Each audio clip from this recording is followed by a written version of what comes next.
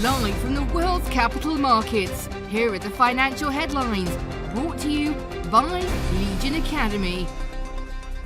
Hello and welcome to Tuesday's Daily Financial Digest.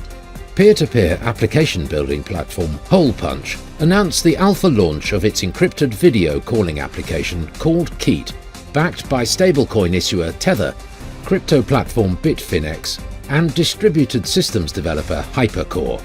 The gap between the two leading crude oil benchmarks has widened to levels not seen since June 2019, as easing gasoline demand in the United States weighs on US crude, while tight supply supports the international Brent benchmark. US Treasury Secretary Janet Yellen said that the US economic growth is slowing, and she acknowledged the risk of a recession, but she said a downturn was not inevitable. The oil-dollar pair exploded 1.9% in the last session. The stochastic indicator is giving a positive signal. The pound-dollar pair rose 0.5% in the last session. The ROC is giving a positive signal. The Bitcoin-dollar pair dove 4% in the last session. The stochastic indicator's negative signal is in line with the overall technical analysis.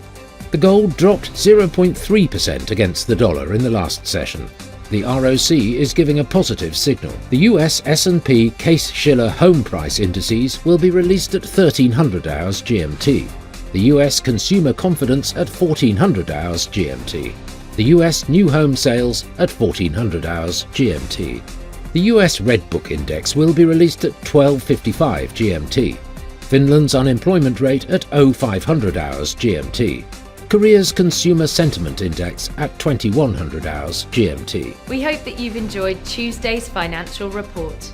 On behalf of all of us here, we wish you a productive trading day. Be sure to join us tomorrow morning for the latest news and events from the financial markets.